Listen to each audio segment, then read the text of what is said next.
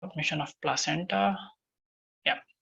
Would you like to just give a quick summary in your own words what we did in the last class, Rabia? And where your understanding currently is. So I'll take forward from there.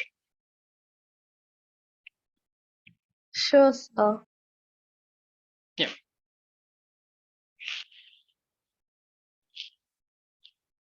Whenever you are ready, okay? Yes, sir. In the last class, we discussed about the fertilization process. We discussed about internal fertilization and external fertilization. Mm-hmm. In internal fertilization, the fertilization takes place inside the mother's body, and like Correct. in external fertilization, the fertilization takes outside the body, mainly in water. Yeah, mostly yes. In aquatic organisms, external fertilization happens. Yes. And it's also very intuitive to think that animals that live on land, do you think they can do external fertilization like in nature? No, right? No. It's very difficult for them, correct? Because where will they lay the eggs and the sperm? So water acts as a good medium where eggs and sperms both can survive and can fuse.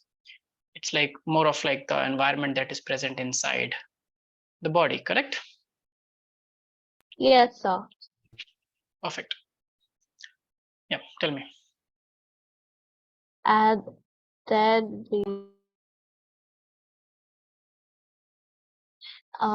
we wrote the definition of fertilization. It is the process of sperm reaching, fertilizing the ovum and Mm-hmm. producing the diploid zygote. Yeah, right. And then we also learned about cleavage division, the early division during embryogenesis. Yeah. What is cleavage division?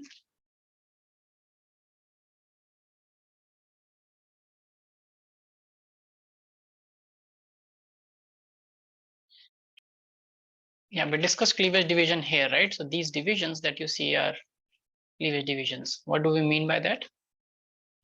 So Iram has joined in. Good evening, Iram. Good evening, sir.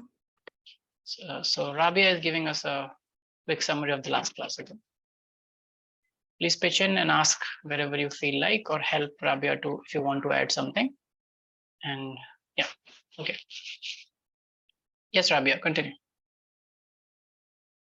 What do we mean by cleavage division? Yeah.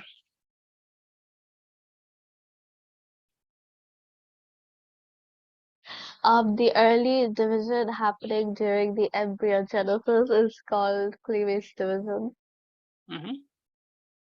So is there anything special about the division, or just because early division, so let's make it special and let's give it a name? Is there anything special, or is it just like any normal cell division? It's a special division. It's special, right? So what is special? That's what the name cleavage. Why?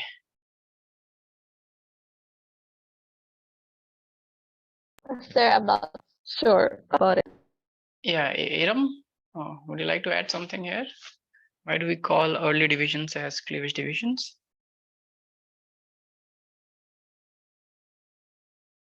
Maybe because it separates into two. But in every division, cell separates into two, right? Is there any division where it doesn't separates into two? Then it won't be a division, right? So look at, let me give you a hint. We discuss this. We will go over things over and over again. So it gets fixated in your mind, in your memory.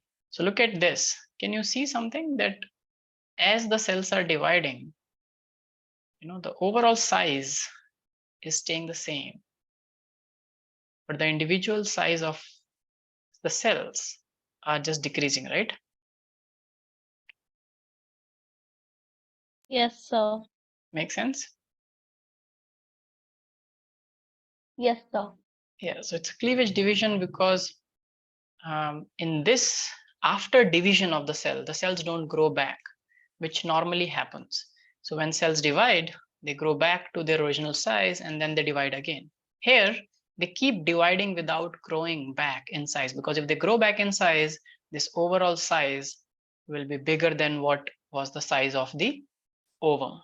And remember, I told you a ovum as a single cell is the largest cell in the life cycle of any organism, correct?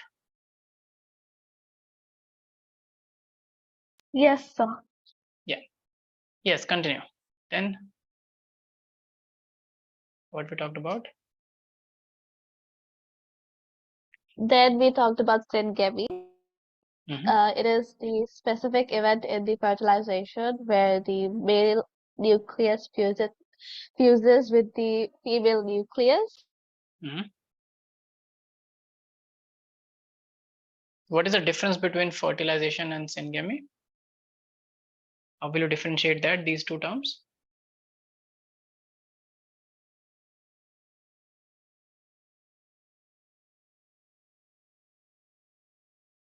Is there any difference?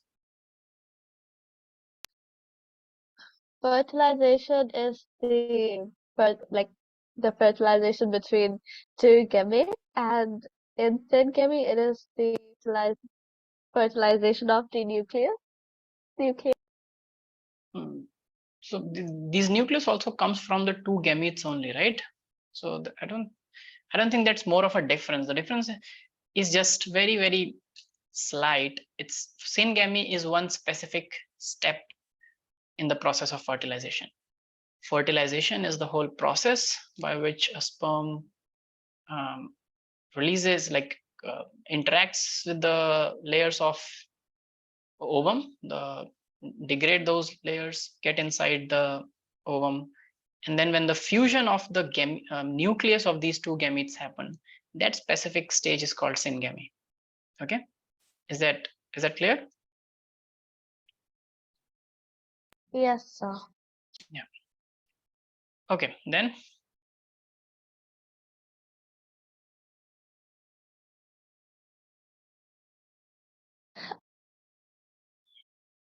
Then we discussed about the post-implantation. We discussed placenta is formed through interdigitization of the cell of correct. trophoblast in blastocyst in the endomembrane. Right. So we define placenta as the structural and functional unit between the mother and the baby, right? Yes, sir. Yeah. What was H? Sorry, let me go back. We talked something about HCG. Yes, Remember sir. HCG? It's the pregnancy hormone. Yeah. If it's there, then its pregnancy is positive. Yes. And this was the last thing we discussed in the last class. Yes, sir. Fetal ejection reflex. And what is that? What do you understand by fetal ejection reflex? It is the water breaking event. It signals that the baby is about to come out. Yes. So fetal ejection reflex is not the water breaking event. Water breaking event is a readout, like it happens due to fetal ejection reflex. So fetal ejection reflex is a signaling, a chemical signaling that is initiated by placenta and the fetus. So let's write down this. Let's define this if this term is not clear, because this does come as a definition, or a 2-marker question. So write down the signals for childbirth. The signals for childbirth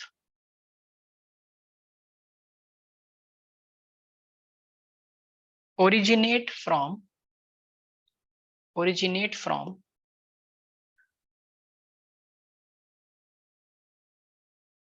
the tissues of fully developed fetus, the tissues of fully developed fetus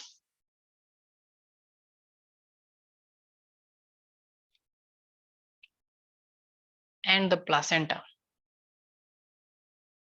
and the placenta.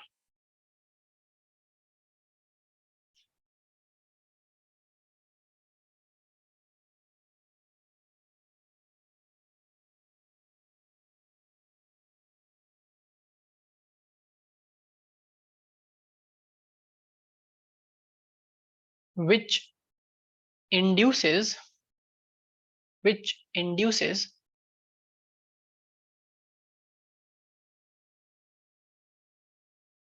mild uterine contractions. Okay, which induces these mild uterine contractions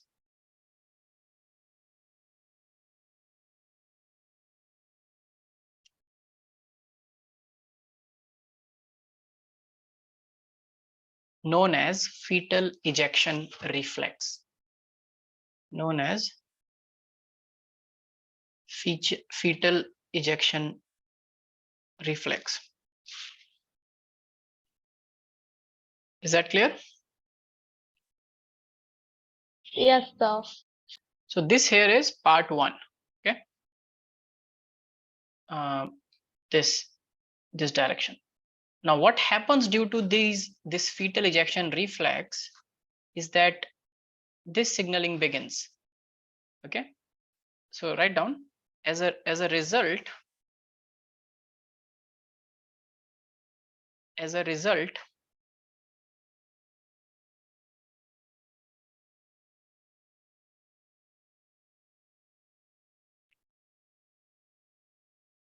release of oxytocin,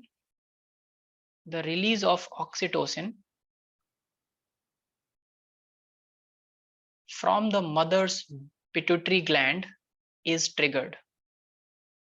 The release of oxytocin from the mother's pituitary gland is triggered. Now remember, it's very important to understand that pituitary gland from the mother, like, because by this time even the fetus has a pituitary gland. The fetus is fully developed, so it has a brain, a pituitary gland and everything, right? But this oxytocin is coming from the mother's pituitary gland. So be very careful when these statements are written in an entrance exam. Sometimes everything might look correct to you, but there will be one word. For example, let's say there is a statement that comes that fetal ejection reflex triggers secretion of oxytocin from the fetus pituitary gland. Is it a correct statement or a wrong statement? Wrong statement. Yeah, so you have to focus on the word fetus here because it's not from the fetus pituitary gland. So most of the time, if you just look fetal ejection reflex, pituitary gland and oxytocin, in the heat of the moment, you will choose it as correct statement, but it's not. Okay, yeah, from the mother's pituitary gland.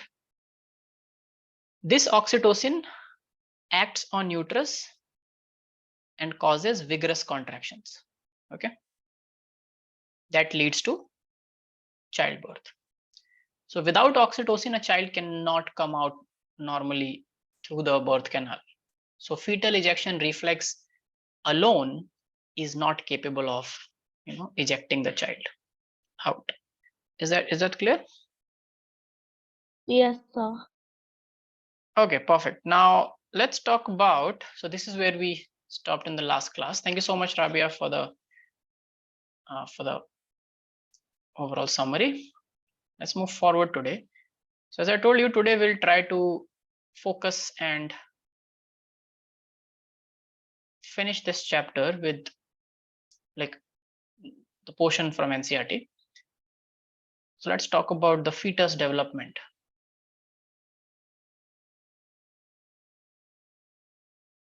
Before childbirth. Now this portion majorly is for entrance exam because they ask these nitty-picky questions where you have to remember certain facts. But let's try to discuss it so that you remember. Now, let's go logically. So if you think logically, a fetus is developing inside a mother's body, right? What is the first organ that you want to develop inside a fetus? Logically, if it is when it develops, it is just a mass of cell, a group of cells together like a tissue. So which organ do you think should develop first because it has the most utility? Yes, Hiram.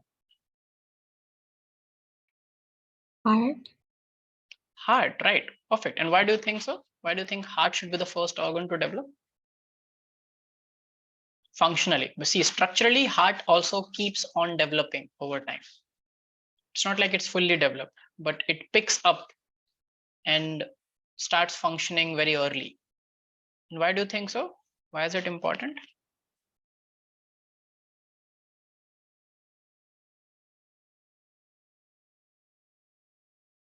Think logically. Why is it important for heart to be in our body?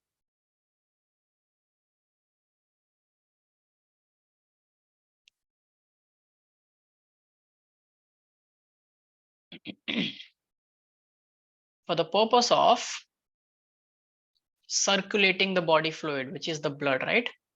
So as the fetus starts to take a shape, right? It was a mass of cells, but slowly it starts to take shape. Head bud starts coming up. So you see a distinct head-like structure. You start seeing a tail-like structure, which is the tail bud. You start seeing small buds, which forms the limbs, which is the hand and the legs. And over time, this tissue, though it is very small in itself as compared to the baby that is born, but still it needs some level of fluid circulation, right? So heart starts to beat very feeble. It's just a flap, like it's not a fully fledged 4-chambered heart, but a rudimentary, a precursor of heart-like organ starts to beat around 22nd day. So within, like, as 3 weeks are over of pregnancy, heart start to beat of the baby.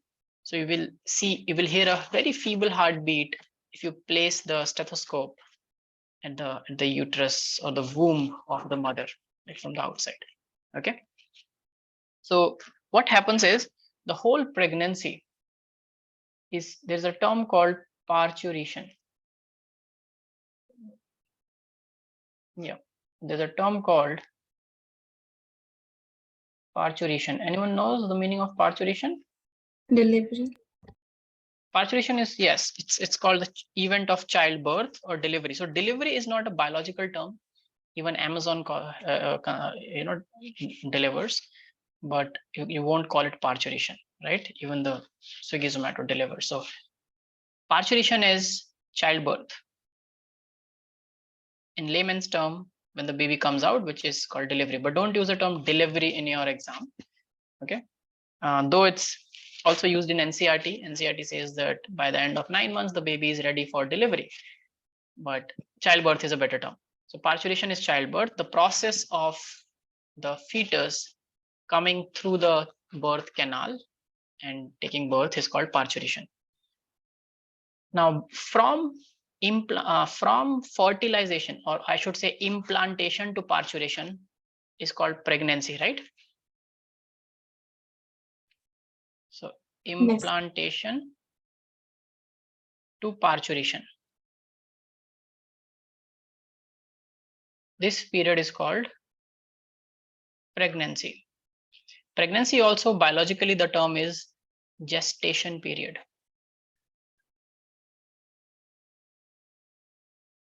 Okay. Gestation period. It's not from fertilization, because even after fertilization, there are chances that pregnancy does not happen, right? Contraceptives exactly prevent the same. Even if there is a fertilization, there won't be implantation, so no pregnancy, correct? So that's why we define from implantation to parturition. Now, pregnancy gestation period. Now, in humans, the gestation period is for 9 months, right? In various organisms, it's different. And I think the longest gestation period in land mammals, land organisms, is of elephant, which is around 22 months. okay, which is almost 2 months shy of 2 years. So just remember that gestation period in elephants is around 22 months. It's 9 months for humans.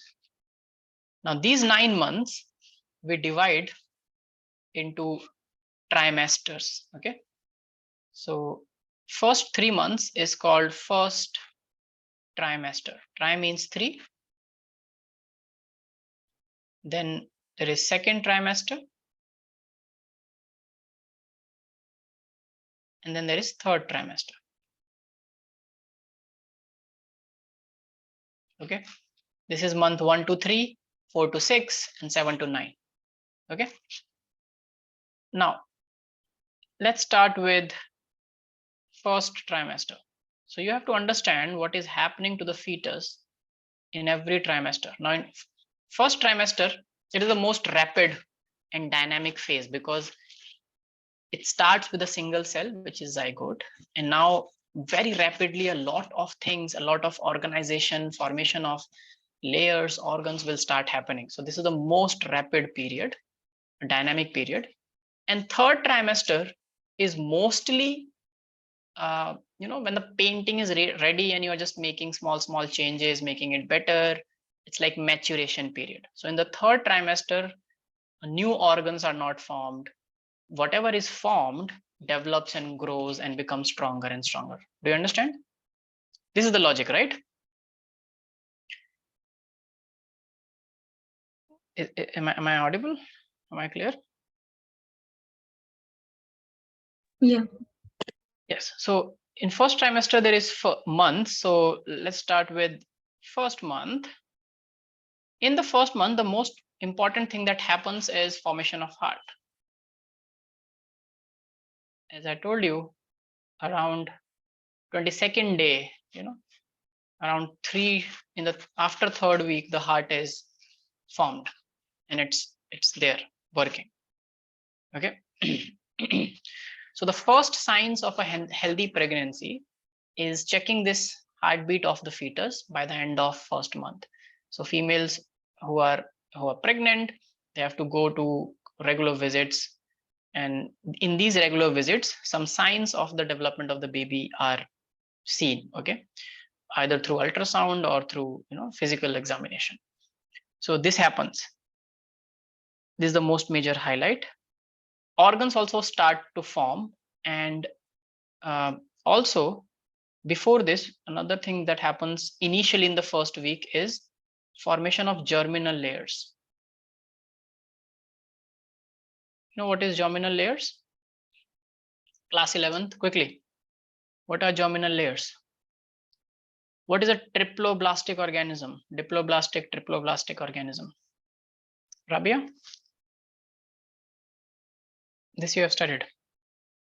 Even if you don't remember anything, see, I don't expect you to act like hard drives. You're not hard drive. You cannot store all the information, which is completely fine. As we are going forward, we will revise it more and more so that you remember it as a fact. No need to just mug it up and store it in your memory. So if you don't remember, you can just very without any hesitation say that I don't remember, and we will discuss it. So no negative markings for not remembering in my class. Okay, do you remember, Rabia, by any chance, these germinal layers studied in class 11th? Or Iram? Yes. Yes, please. Yeah. Diploblastic has like 2 layers. It's ectoderm and endoderm. Ectoderm and endoderm. Okay. Derm layer. And, so what are these layers basically? If you remember, just make me and Rabia revise this. What are these layers again?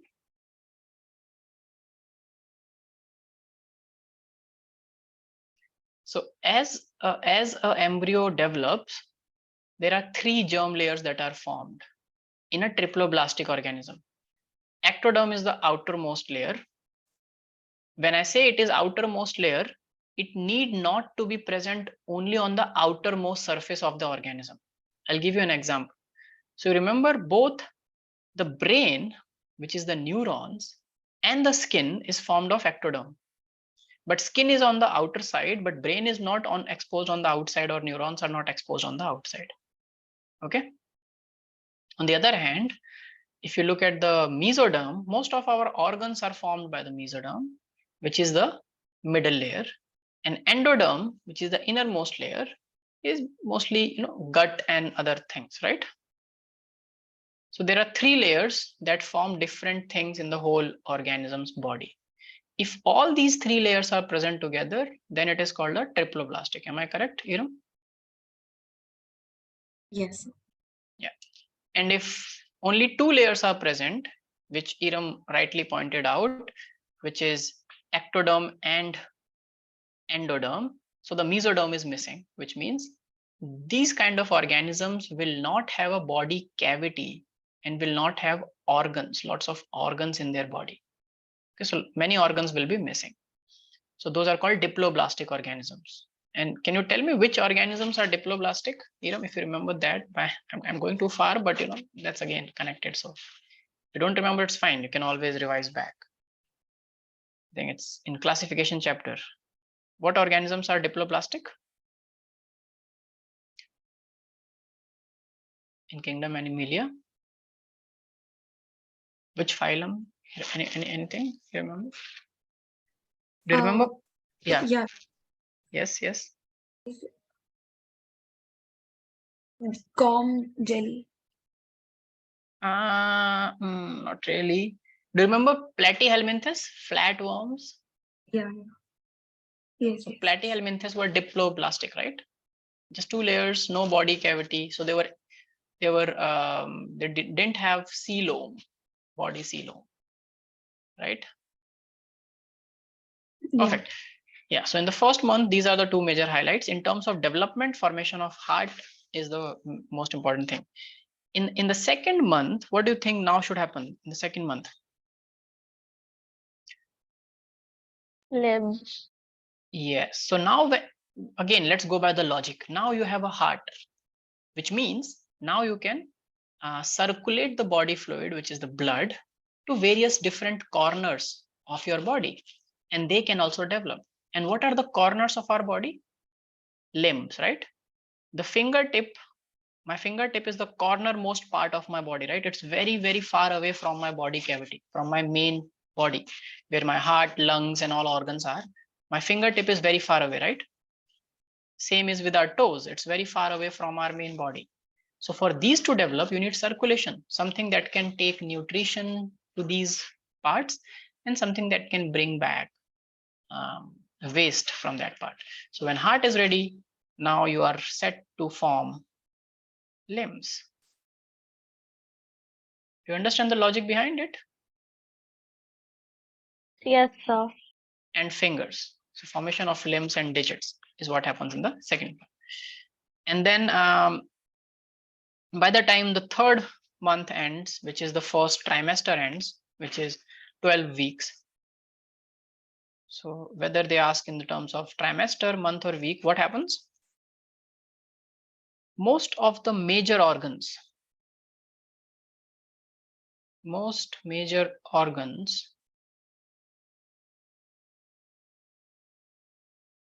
are formed, which means all they have to do, they are formed already, they are existing, they are in existence. So all they have to do from here is to form connections, develop, things like that. So can you see that first trimester is very rapid? Within 3 months, the whole blueprint of the baby is ready. Okay. And this includes your limbs, external genitalia also, like whether the fetus is going to be a boy or a girl, that could be distinguished by the end of first trimester. And so all these things are developed. Also your liver, your major organs like lungs are also developed. Now what happens in second trimester then?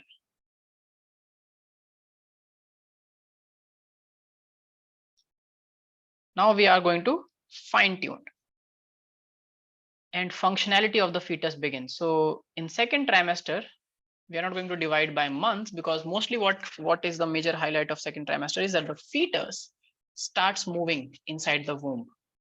There comes a time in pregnancy when mothers point out that the baby kicked inside the womb, right? Or the baby turned inside the womb. And sometimes you can see those impressions on the womb of the mother, because the womb is very swollen and bulged out. So you can see tiny hand moving or a head moving or protrusion of some kind moving, right?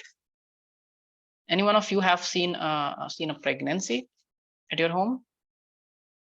Yes, sir. Yeah. Yes, Yeah. sir. Yeah. So it's very, very fascinating for us. You know, mothers go through a lot. Anyways, so the first movement of fetus and appearance of hair, they all happen in second trimester. So fetal movements, because now baby has hands and other things to move. So fetal movements and hair development. These are very, very soft hair, just a little bit around the scalp, you know, and some lashes. They don't have much, very thick eyebrow, but still some of it, and very tiny body hair, which are, so we have body hair which is very, very soft and tiny, and sometimes under threat or under what do you say, uncomfortable environmental conditions like cold and things, we get goosebumps, right? So these hairs, so the hair follicles so like erect. So those hairs, because we are mammals, so hair development happens in second trimester, mostly by 5th month, say both of these. Okay. And 6th month is when the trimester ends. So by 6th month, the whole body is covered with this fine hair. Fine hair all around the body. Okay. Now you must be thinking that it seems like the baby is ready already, correct? You think like that?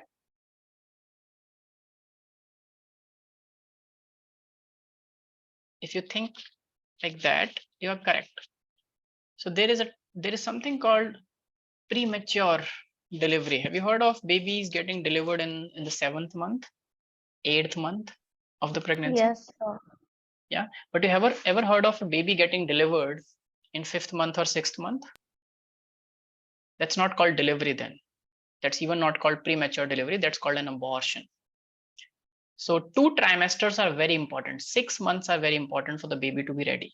And if a baby gets delivered in the 7th or the 8th month, the baby still have chances to survive, because most of the things required if for survival, like organ formation and everything, if it happened properly, the baby is ready. The only problem will be the baby won't be very strong in terms of its physicality and in terms of its immune system and functional aspects of the body. The structural aspect is more or less complete. So even a premature baby has chances of survival if kept in a very, very sterile condition where no infection can reach the baby and proper oxygen is given to the baby which is premature. And then in 3, 4, 5 weeks, the baby start doing good. Okay, like a normal baby. And it's not like premature babies will always stay weak and problematic. They can or they cannot. It's not a hard and fast rule. Even premature babies can develop properly and go to get good immunity and good musculature. Okay. But the fact that premature babies can survive tells us that 2 trimesters are very, very important. And after 2 trimesters, the baby is almost ready. Now only fine-tuned development will happen. This is also the reason that after 1st trimester, after 3 months, any kind of abortion is illegal. And it can only be done in very rare scenarios where either the baby or the mother or both are at very high risk of fatality or dying because of childbirth, or if the pregnancy continues. But for that, there has to be a reason, a medical certificate issued by the doctors, and the permission from the legal authorities like a court, civil court, that will allow you to medically terminate the pregnancy. Otherwise, it's illegal. You cannot, because the baby is almost formed, so it's living now. It's considered living. It's life. So you're killing life. And So- also, yes, I have a curious question. Uh-huh. During childbirth complications, often the doctor says that we can only save one of them. Like, Yeah. seen this in movies and all. So I want to know what happens. It's like what happens is either the baby is not properly oriented, or the mother is not able to withstand pregnancy, which means the proper amount of oxytocin that must come from pituitary to help the mother to get rid of the pain is not there. So the pregnancy, the mother is not physically capable of putting that much force to expel the baby out of her body. Mother has to have consciousness. She must be conscious, and she must push her muscles in a normal delivery. So sometimes what happens is, doctor says that cesarean is a better way to save both the mother and the baby. Sometimes even that is not possible, because the mother is just losing the heartbeat or losing consciousness. In that case, what they do is, they don't care about the baby, they save the mother.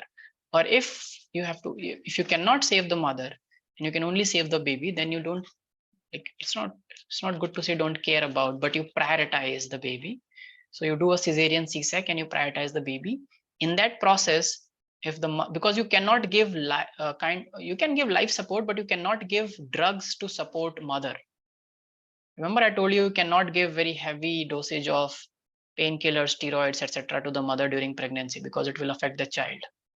So childbirth complications are where the baby is stuck at a weird angle, or something has happened, or the baby so the umbilical cord sometimes gets wrapped around the head of the baby itself. So that can choke the baby to death during that childbirth process.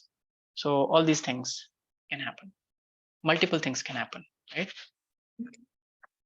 But that's mostly, that's not, I should not say it's very rare, because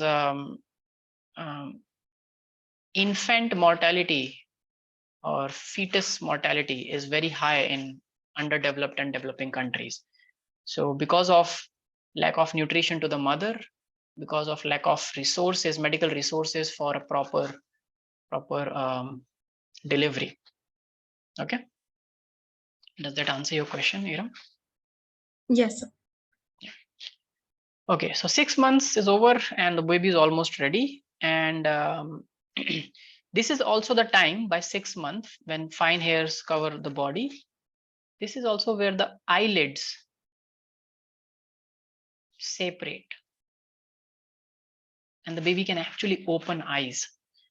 Okay, so this, and eyelids separate and eyelashes are formed. So eyelashes are at the tip of our eyelids. If you anytime, I hope both of you have seen your eyelashes in your eyes very carefully. We all do while washing our face.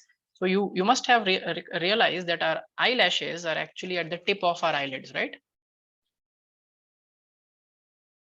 Yes, sir. Yes, sir. But inside the womb, let's suppose these are the two eyes of the baby.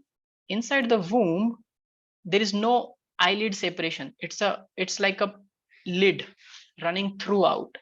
So this separation happens in the middle, around this 6th month, and then only you can open your eyes like we can open our eyes, right? This can go up and this goes down. And once they are separated, then at the tips, eyelashes are formed. So this only happens after 6 months. So baby is ready. And from in the 3rd trimester is not very dynamic in terms of development. The 3rd trimester is just for structural what do you call it, reconciliation or strengthening of growing in size, etc., etc. Okay, so overall growth and tissue strength. Okay, and then the baby is ready to be delivered. Is that clear? Yes, sir. And as I told you, then the delivery is called parturition. Perfect. Now, important thing. Once the baby is born, what happens to the mother? So the baby is born, the baby is out. Now the baby after birth will be called an infant, and even infants die because they are more susceptible. Also, let me tell you a very interesting fact. You know, human babies are the most vulnerable babies at birth, after birds in higher organisms. Okay, so bird babies are of course vulnerable. So mothers take care of the bird babies, right? They can't fly, they don't have hair, they can't find food themselves, they can't eat, etc. Human babies are no better. Human baby won't even survive a few hours if left alone in the wild or in wild environment. So, and why is that? One major reason for that is human baby when takes birth, it is not just functionally but also structurally immature. It is mature enough to be born, but it is not mature enough to walk, to feed, to drink, and a lot of things. Okay, also not to think or to understand what's happening around. So a newborn baby is just as clueless as it was in the womb. It will just react to certain things but not react, and also, you know, whatever it sees, it will just fascinate. It will have no hand-eye coordination. So you must have seen very young infants. They can't pick something, right? If you give them something, they will try to lift their hand but will not reach to that substance. Have you observed that? Yes. Yes, sir. Yeah. So brain and muscle coordination takes time to develop in human babies. That's why they are very vulnerable. They can't lift a finger and touch at a particular point. They just take visual inputs a lot. They take smell inputs a lot, taste inputs a lot, and their brain is trying to figure out what's happening. The reason is from birth to 5 years of the baby's development, the brain itself is not fully developed. Brain continues to develop, continues to form more neurons, continues to specialize different areas during first 5 years of development. So that's very crucial period for a human baby to develop mentally also, not just physically.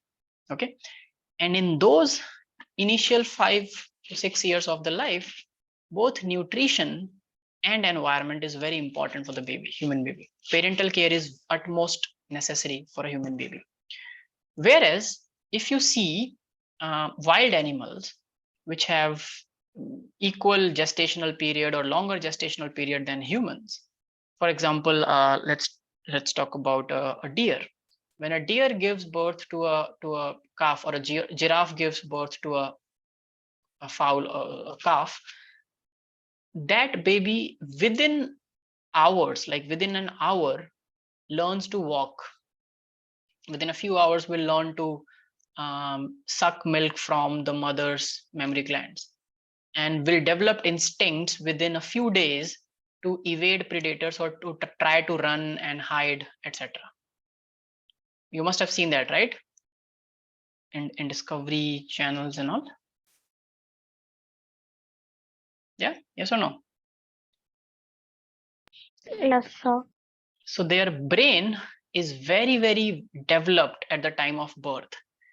Now, can you think just intuitively, if human brain is not developed at birth, is it a good thing or a bad thing? Or both? It's a bad thing. It's a bad thing, right? We don't have instincts, we can't. But animals whose brain are more developed and have more stable connections than human, like deers, elephants, dogs, cats, they don't rule the planet. They're not, they're not destroying or helping the planet. They're not dominating the planet. Why? What is different between humans and dogs, humans and deers, humans and cats?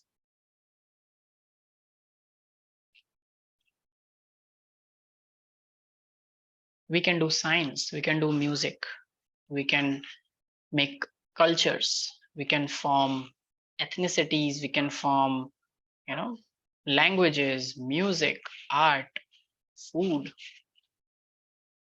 clothes. We are self-aware.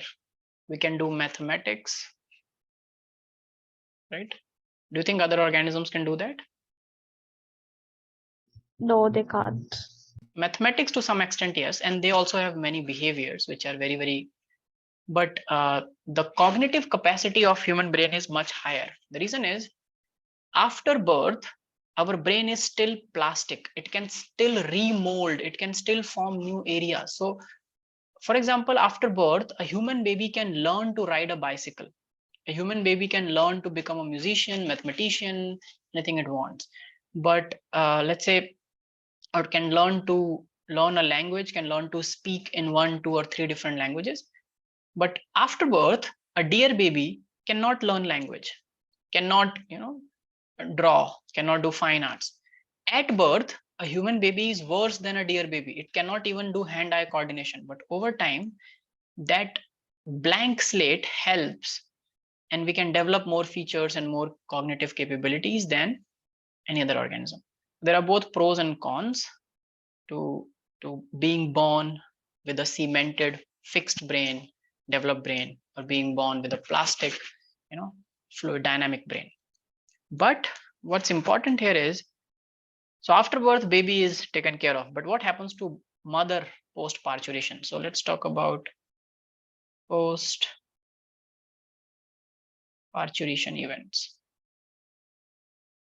I think till now, what my motive is to make it like a story so that you can understand it better, right?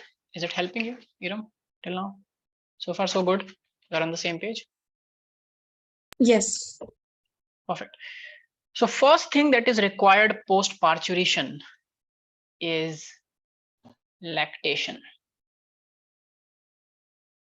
What is lactation? It is production and secretion of milk from the mother's mammary gland,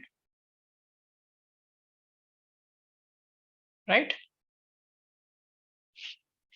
This begins a little before, so production begins a little before childbirth.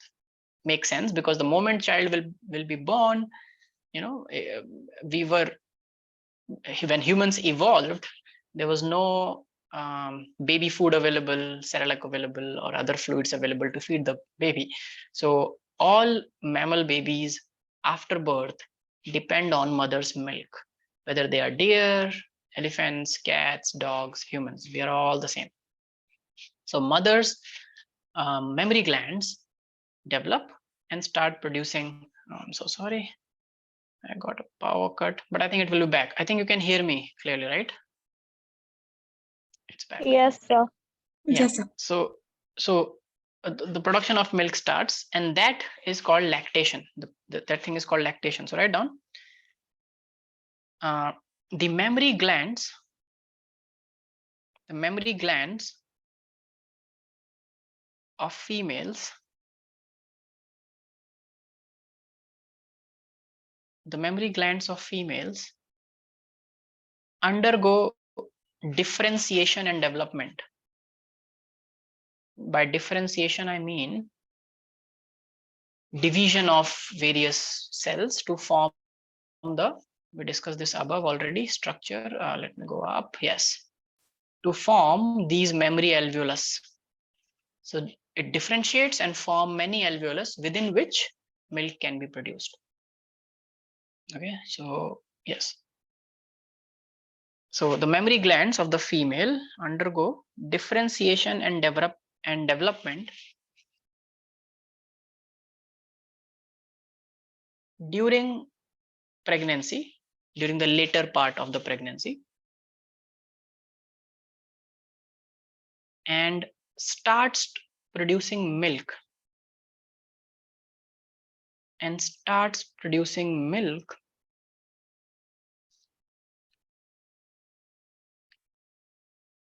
towards the end of pregnancy. Towards the end of pregnancy. Okay.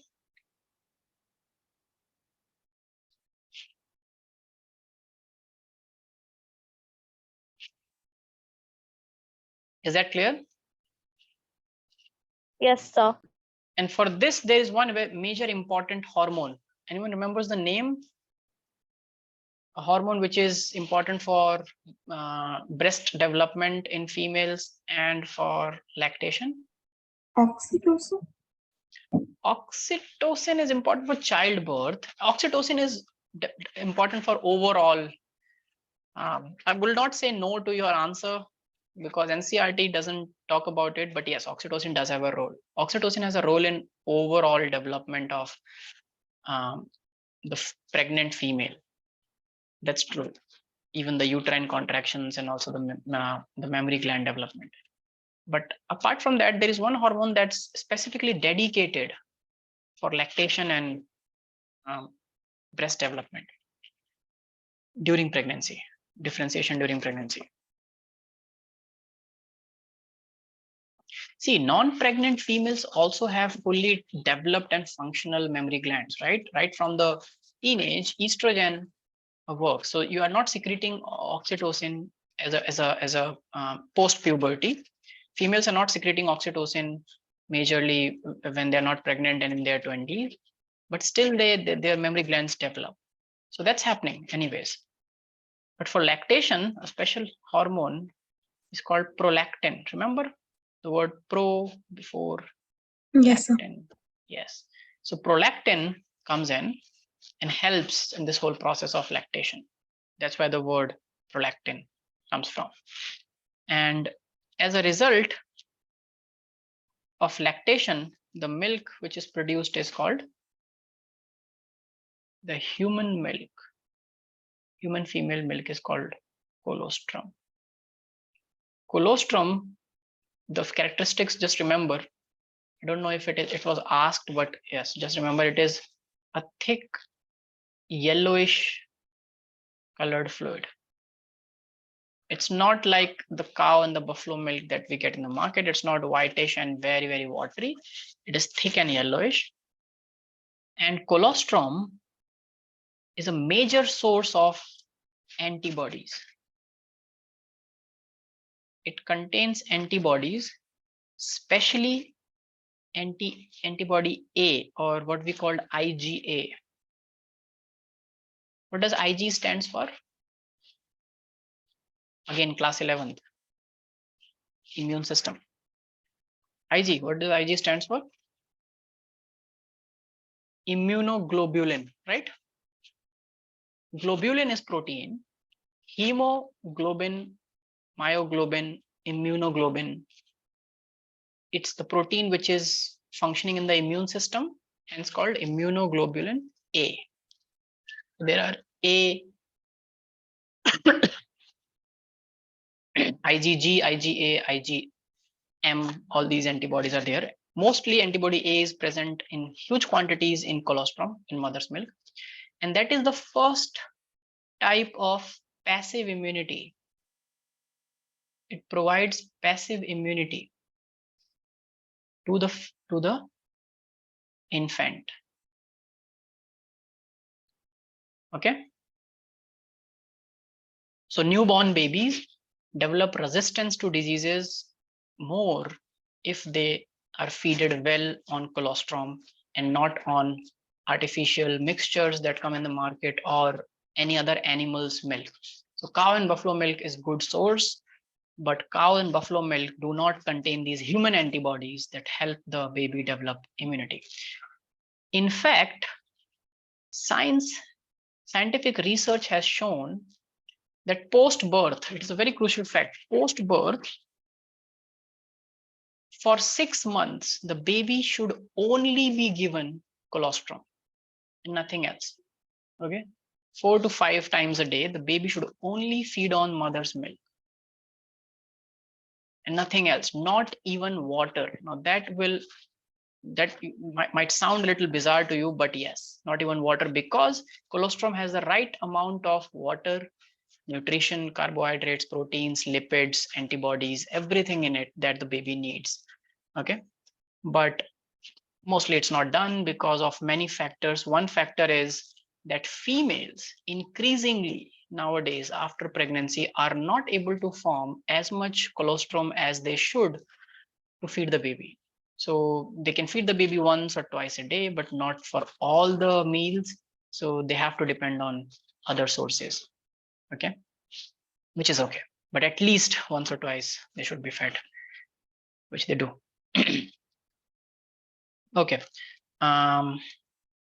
that's it. I think you need to know about colostrum and lactation. Anything we are missing? No. Oh yes, one major thing we are missing. So, and okay, now let me ask you a very logical question. So before pregnancy, mother's body, of a female's body, I should not call a mother, because before pregnancy, a female's body on a monthly basis was losing blood through menstruation, then was recovering from it, and again losing blood, recovering from it, and again. So lots of energy input was there. When pregnancy happened, menstrual cycle stopped, because now all that energy is going to develop the baby. Okay. Post pregnancy, the mother has another task to produce milk. Colostrum is something which is highly nutritious. So to produce that inside your body, you need lots of energy. So do you think, but post pregnancy, the uterus is again ready to go through menstrual cycle, right? Yes or no? Yes, sir. But do you think it is uh, what I should say, it is tolerable or a good thing for a female body to produce milk and to also undergo menstruation at the same time? It will be a double burden No. on the female's body, right? It's not a good thing, Yes. right? Yes. That's why, again, biology is the answer, the solutions biology finds, physiology finds, is as logical as if I ask you to find a solution. So during the post delivery, for the next 4 to 6 months, there is no menstrual cycle that happens. And that is not because of another pregnancy, because there's no pregnancy. That is because lactation, and a signal that goes due to lactation in the body, that there is no secretion of FSH, LH, no secretion of ovum, no release of ovum, and no menstrual cycle happening. Okay, no estrogen, progesterone levels going up and down. So this is called lactational amenorrhea. Lactational amenorrhea. Lactational amenorrhea is the period post-birth. Write down. Let's write it down. Lactational amenorrhea is the period of 4 to 6 months post parturition. 4 to 6 months post parturition,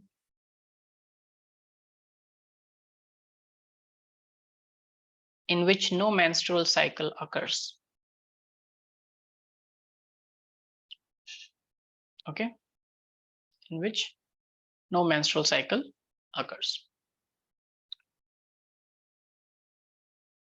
So, And then, yes, yes, Iram. no, but I've heard that after pregnancy, a lot of females go through menstrual cycle for 2 months.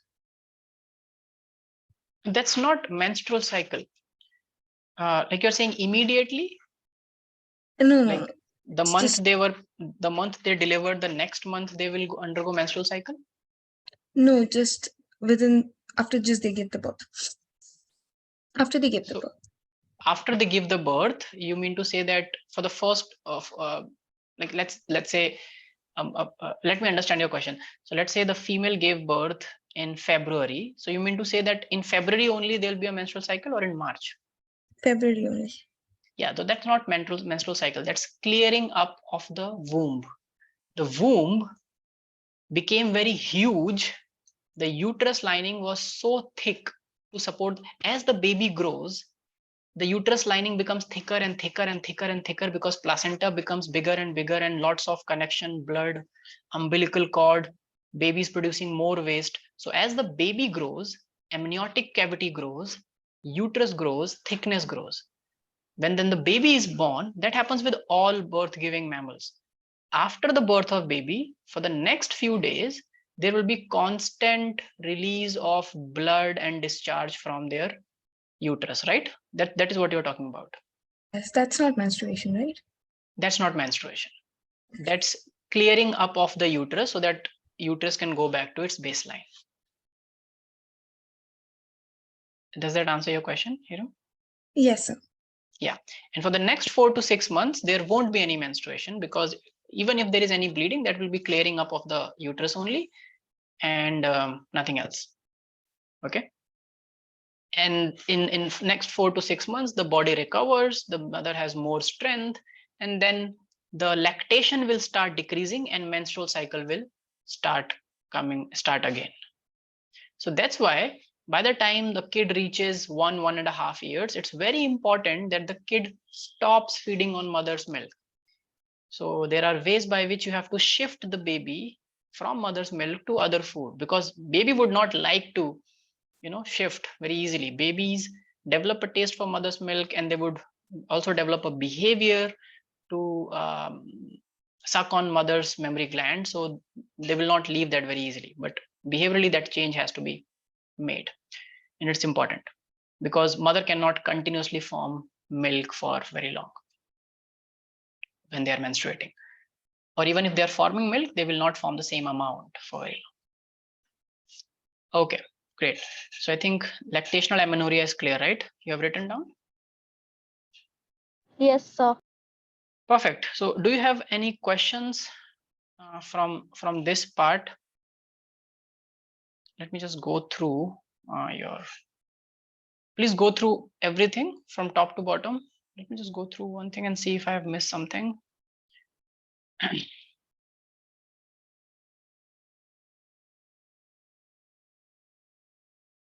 Let me give you a 1-minute break.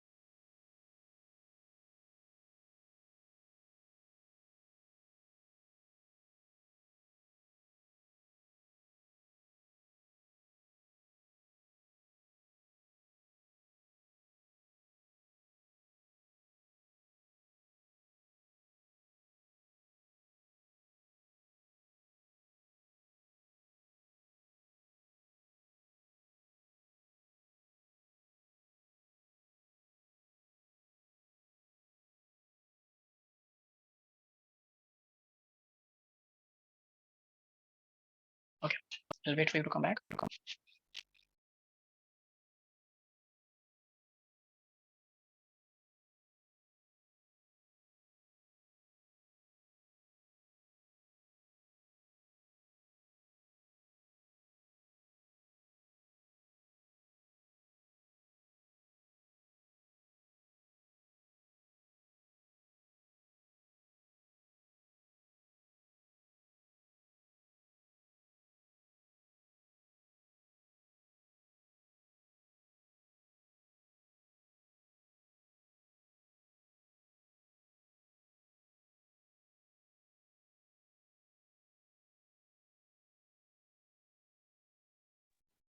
So, Yes, Iram, you there?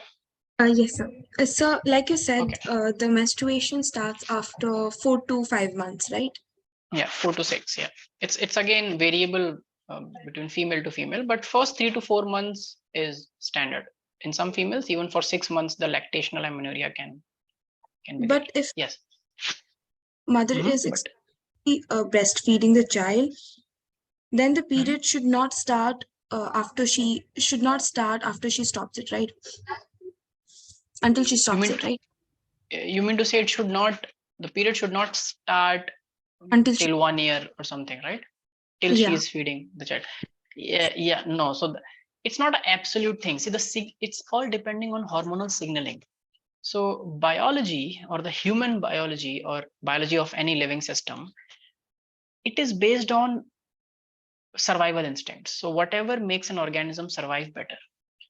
Lactation, why does lactational amenorrhea begins in the first place? Research is still going on to find the complete mechanism of it. But what we know till now is that there is signaling from prolactin, from the feedback. Prolactin is involved, and the developing tissues of the breast, which are differentiating, and also the extent of injury that has happened to the uterus. Now I'm calling it injury because whether it's cesarean, whether it's a natural birth through the birth canal, there are breakage of ligaments and tissues that happen, right? I told you already in the beginning that female pelvic girdle is not fixed. It is connected here by ligaments. At childbirth, these ligaments break and child can come out, right? The baby can come out. All that needs a lot of repair. So everything together helps in lactational amenorrhea, the condition of the mother itself.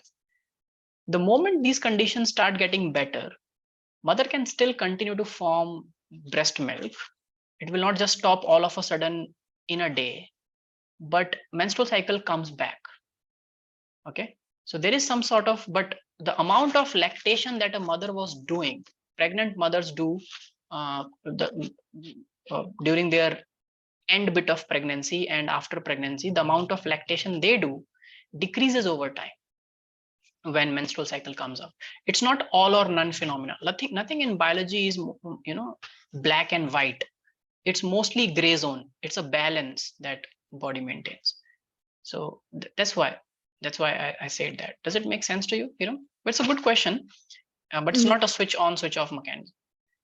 Okay. Mothers can still keep feeding the babies, like the baby is 1 year old or 8 months, 9 months, 10 months, 1 year, 1.5 year old mother, and they can start menstruation again. But by that time, their body has recovered from all that wear and tear, and that can be afforded by the mother's body. Okay. Yes, sir. There's also a condition in most females, post birth, they gain a lot of weight, right? Yes.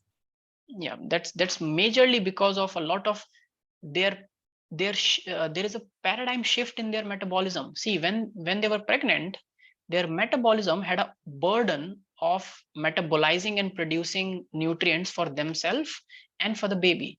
When the baby is out, their metabolism will not just go back in a moment. They will still feel the urge to eat more, and the body will metabolize properly. There'll be more and more lipids and fat storage, and then after one point of time it will again settle and it will come back. They will stop feeling very hungry all the time, and because during pregnancy they do feel hungry, there are all hormones up and firing at peak, so they have mood swings. They feel like the urge for sweet at some time, sugar at some time, and the other time they will feel the urge for something else. So that happens. Okay. Behaviorally also it's difficult, but yes, it's not all or none phenomena. Yes, so last thing that we will discuss today is, and we'll complete this chapter, is placental hormones. So I told you, and let's write it down. So I'm removing this HCG from here, human chorionic gonadotropin. Okay, and I'll tell you, so apart from progesterone and estrogen, placenta also, progesterone and HCG, placenta also secretes estrogen, and it secretes HPL. This is very important. It's called human placental lactogen. human placental lactogen. Okay. Again, to help during the in the later pregnancy in lactational event. Okay.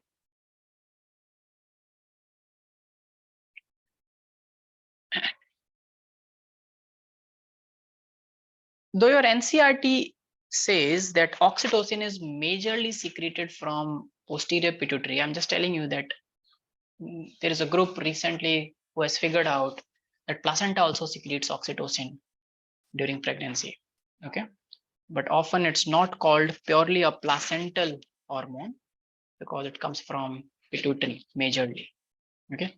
But does secrete some amount of oxytocin. But these are the major four: HPL, HCG, estrogen, progesterone. Okay, is that clear? Yes. Yes, sir. Yeah.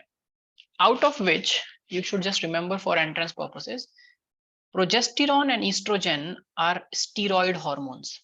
Steroidal. They are steroidal hormones. Whereas HCG and HPL are peptidergic hormones, means proteinaceous hormone. Okay. Peptide hormones. Peptide means protein, related to protein. Okay, is it clear?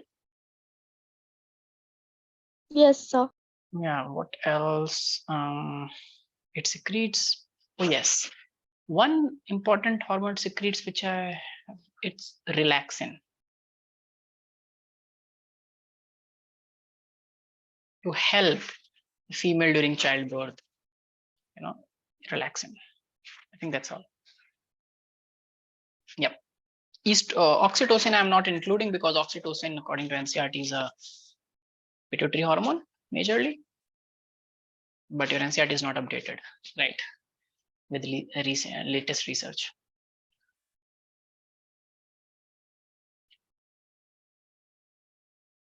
Okay, so does this make sense? So Any other doubts? Yes, Iram, you have a question. can Sorry, I lost you. prolonged standing or heavy lifting lead to miscarriage? Come again. Yeah, I missed Uh, your question in the middle. What is your So question? can prolonged standing or heavy lifting lead to miscarriage? Like in pregnancy, in pregnant condition, right? Yes, because I've seen lots of women working out during their pregnancy, but it's also said that you shouldn't be doing that. It might cause miscarriages. Yeah. So um, mm, uh, let me try to elaborate this. So by miscarriage, there are two kinds of miscarriage. One because of a physical shock or a physical injury. Other because of chemical things like chemical method. Now, clearly, what you are trying to say is that yes, females are not able and should not try to lift heavy weights during their second and third trimester. Because anyways, if you see structurally, it's not possible. If you see a pregnant female who's in the second or the third trimester, it's like, carrying a big watermelon on in your abdomen, right? So your body to try to stand erect, their spine kind of makes, let me try to, so let's say this is a normal human, this is the head. The spine goes like this, right? When you're standing, it has some curves, but it's mostly like this. In a pregnant female, because there is a heavy weight here at the abdomen, so to counter that thing, the spine curves a lot towards back. So their head is thrown back. If you see any pregnant female, 8-month, 9-month pregnant walking, she holds the stomach and her head is thrown back in order to balance the weight, right? So there is lots of pressure on the spine anyway. So to lift, the major force comes from the spine to lift anything heavy, correct? Spine or the shoulders. Do you understand? So Yes. first, they are not capable. Second, if they are trying to do that, it might cause physical, force shift to their uterus, and baby might expel out without being developing properly. So that's one thing. This is possible, but mostly it's in the second and the third trimester. In the first trimester, the baby bump is not that big, so females still can work. By work I mean like sit and do something on the laptop, teach, commute, go from one place to another fairly with ease. Okay, but as pregnancy goes from first to second trimester, now they should restrict most of these heavy lifting or too much of commuting, not because it will cause miscarriage mostly, but it will cause fatigue, which is not good for a mother. The body needs to conserve energy to provide it to the mother and to provide it to the baby. So unnecessary fatigue is not good for both of their health. And during this period, also why it is said to be avoided is because during this period, if you catch an infection or because of fatigue, you have a fever or something else, it's not advisable for mothers to take a lot of medicines, any kind of drug. Okay, you understand? Especially if a mother has cold, she should not take these antiviral, antibacterial things, antibiotics, heavy antibiotics, etc. So that's also a reason they are called not to work. Okay, but miscarriage is rare. First, the female won't be able to live, but if she's, no female will push beyond limits because it will start paining. So it's not like the moment you try lifting, there'll be a miscarriage. So that's not true. Okay. Yes. But also what I will tell you on the other hand, it's very important for pregnant females to maintain a habit of mobility and at least, doing some form of hand lifting, massaging the leg, etc. They should not just completely become immobile and do not move and don't do anything at all, because that will also have adverse effect on their body. The body should, constantly move, a gentle walk, or things like that, doing your daily chorus, etc., etc. Okay, that was a good question though. Yeah. Okay, so Iram and Rabia, with this we come to an end of this chapter, and I will start reproductive health in the next class. Most of what we have learned in this chapter forms the fundamental basis of reproductive health, and mostly we are going to talk about diseases associated with reproduction and diseases associated with sexual intercourse, and we are going to talk about puberty associated things. Okay, so just revise this before the next class. You have good amount of days, Thursday to Sunday, and on Monday we'll start with the next new chapter. So if you have any doubts in this chapter, please collect your doubts in this time, because once I go and finish chapter 4, I'll just come back